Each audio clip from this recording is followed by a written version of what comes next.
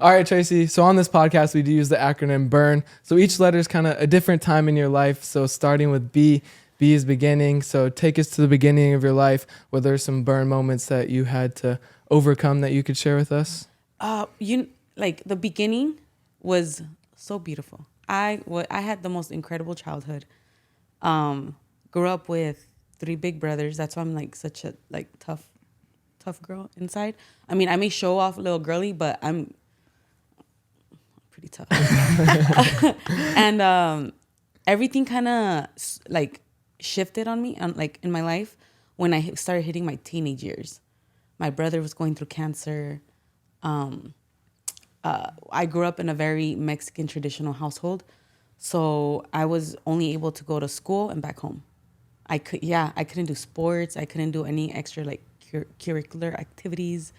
I couldn't have friends. If I did have a friend, I could never go over. They had to come over. It was pretty hard.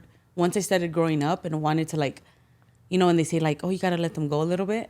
Mm-hmm. Let them just grow up. No, come back home, cook, clean, stay in your room. I was so sheltered. I was extremely sheltered. What age did that all kind of start to turn and you went out? So I was young. I was in middle school. I was in middle school where I was oh, can I go to the movies with my friends? And no. Then my brothers would all leave. And I'll just stay home. And I was just and I didn't get it. And now as an adult, it's okay. I understand they were taking care of me, especially because we lived in a bad neighborhood. But growing up, when you see your other siblings, which are all older than you, and you're the youngest and the only female, you think you're almost like them, right? I thought well, I'm one of I'm your kids too. Why can't I go to the movies? And they never give me an explanation. The only thing that they would say is because I said so, And I was so then I'll be in my room and just I was really into coloring. Yeah. And then I would have a friend over, and I was such a nice kid growing up. I when I had friends, I would give them everything. Oh my God, I like this. Take it. Oh my God, you like it? Take it. It was just, it made my heart happy giving them things. So then my mom would see that they would kind of take advantage of me, and then they weren't allowed. But she wouldn't tell me why. They're just not allowed to come over no more. I'm why? And they say, because we said so. I'm So I ended up rebelling at a really young age. Really, really young age. I ended up rebelling. It's really bad. Did it make you angry kind of during that time? No, I was, granted, my brother was going through chemo. He had radiation, open brain surgery. He had open heart surgery. He had chemo. He had everything you could think of. It was insane what he was going through. And everybody was kind of in their own world. My brothers had the wrestling as their gateway to let out their frustration, right? But me, I wasn't able to do anything. So then I would find maybe that's why I like adrenaline. I would find these friends that were getting into trouble because I found adrenaline. I would almost distract myself from what was going on. Because I went from seeing my brother the strongest person you could think of. He was Hulk to me, my oldest brother. He's the one I have tatted on my arm. And it was, I started hanging around with the wrong crowd. I started doing drugs. I started at a young age doing everything I can do as a gateway, as an outlet, because I wasn't allowed to do anything else, right? I just knew I had to be sneaky. It was so bad. I had to be sneaky. So I remember being in middle school, and when I was at school, that was my time to have fun, because I wasn't able to have fun when I was at home. So I would ditch school. I would hang out with the wrong crowds. I wouldn't go to classes. And then when the end of the school came, I was oh my God, I gotta go home now, because if not, I would get a whooping if I'm home later than 4:30. Or I'll get grounded, or I'll be obligated to do more chores. Huh. So they were really strict on me. Do you think they were more strict just because of what your brother was going through, or was that kind of from the beginning? Yeah. Was it from the beginning? We call machismos, where it's the women stay at the house. So this is so old school. The the women stay at home, and then the guys are able to work and be out and about. Whenever you were going through all those emotions with what your brother was going through, what brought you out of that at such a young age of being all depressed and sad? And I don't. It's crazy because looking back now, there's a big period of my life that I don't remember. I don't remember. I just remember my brother like holding my brother's head because he was on the bed and he passed away, and just crying, going home. Then after that, everything's kind of just a blur. Like for maybe 4 years, 3 years, and then when I started like getting on my feet, I was like maybe. Because my brother died when I was 15. And then at 19, my mom started getting really sick. And then she passed away a little before I turned 20. So 5 years later. But what got me through my brother was I saw her crying and I was trying to comfort her. And she looked at me and she said, your brother was fighting for his life and you're killing yours. Oh, that one hit me. That one hit me. that's the burn moment right there. Yeah. That one, I was like, oh my God, what am I doing with my life? I was like, and it hurt. It would hurt me to see my mom cry. Like my mom was my guardian angel. You know, she was my best friend. She was the one that although my brothers and my dad wouldn't allow me to do a lot, she'll come and she'll comfort me and she'll talk to me and she'll explain to me. She always protected me. Always. Yeah. Then what age did you start getting into fighting? Shortly after my dad kicked me out. Kicked you out? Yeah. Wow. Yeah, he kicked me out like right before my 17th birthday. 16 years old. Yeah. It was cold. I had to be like November, early December. Had to, because shortly after I turned 17. What was the reason? Why? He caught me. So the one time I get caught, I was trying to be. No, I got caught several times, but the one time I actually did it where I wasn't sneaking out to like go party or do some rebel stuff. My friend calls me, Tracy, I need a ride. He was too drunk to get home, and I was like, oh my God. And at this time we only had like the phones where you could like call through we'll be in the kitchen. The it had wall a cord. line. Yeah. Yes. Yeah. And I was like, why are you calling so late? And he was like, I need a ride home. Can you pick me up? Granted, I don't have a driver's license. I'm 16. And I'm like, okay, I'll be right there. Where are you at? And he told me the cross streets. I go, oh. And we had no GPS. I had no phone at 16. So I like grab my mom's car keys and I sneak out, turn on the car. Don't even turn on the car. I just put it on neutral. And the driveway took me out. Trying to be sneaky. I was so sneaky. The driveway just rolled out. Then I turned it on when I was on the street and I took off. Picked him home. He was so bad. Took him home. Immediately went back home. I was like, okay. Because I'm a good friend. I'm always there for my friends. And as I'm walking in the house, I'm trying to be sneaky, I open the door. And I look up and my dad's in his underwear making a sandwich. And I'm just like,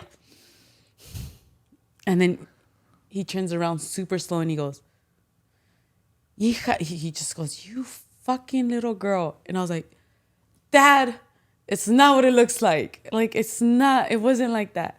He goes, get the fuck out. He goes, I'm tired of you. And my mom woke up and I was like, you know what? Fine. And I like turned around and I walked out and I left and I never got back. Wow. Where'd you go? I ended up staying at a lot of friends' houses. A lot of friends' houses. Yeah. And then you just started getting into fighting and started making. So back in the day, it was called the Lion's Den in Scottsdale. Yeah. Yeah. And it was ran by my brother's friend that's ex Cardinals. He's a football player. He was an ex-football NFL athlete. And his name was Scott Peters. And he kind of saw what I was going through. And he allowed me to train there free. Just free. I was able to go in. And I remember that became my first like healthy outlet in my entire life. Because I wasn't able to do any sports growing up. And when I did try, my family wasn't really there to support me because they would go and see my brothers wrestle. So I would end up dropping whatever sport I was doing because I just wasn't getting that support. Fast forward to my dad kicking me out. I'm going to the Lion's Den now. I end up it's kind of a blur, okay? So Yeah, I no, end you're good. up training there, and I'm there from 10 a.m. to the first jiu-jitsu class until 6 p.m. all day, just training, taking it in, learning. I fell in love with the sport, and I was doing it for like funsies, I was like, oh, this is fun. And Yeah.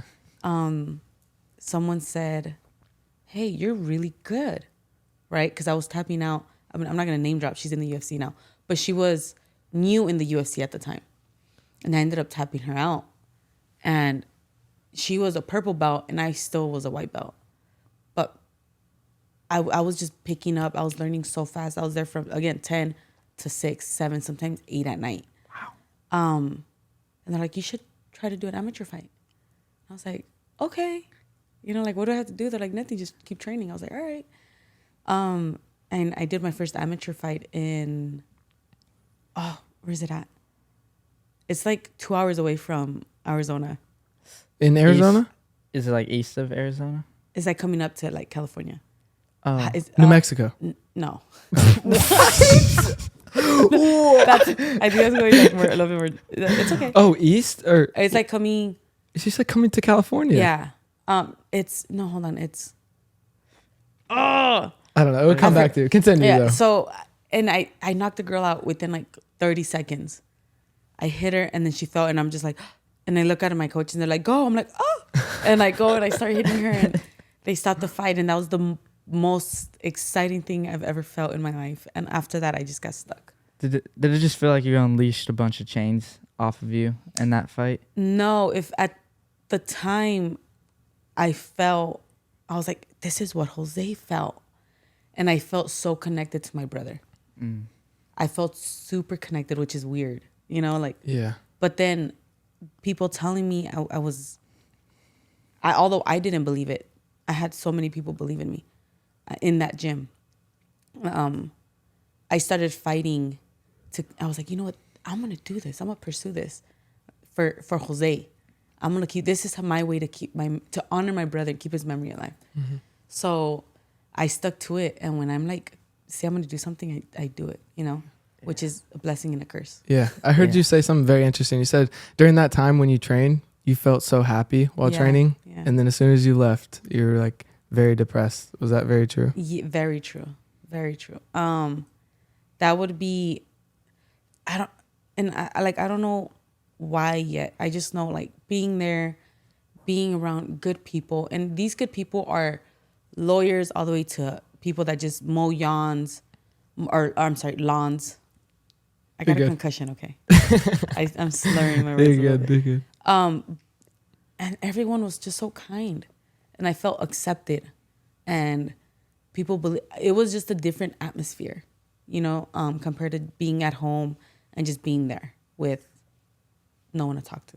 Mm-hmm. So it was definitely a moment where I got addicted to that moment of happiness.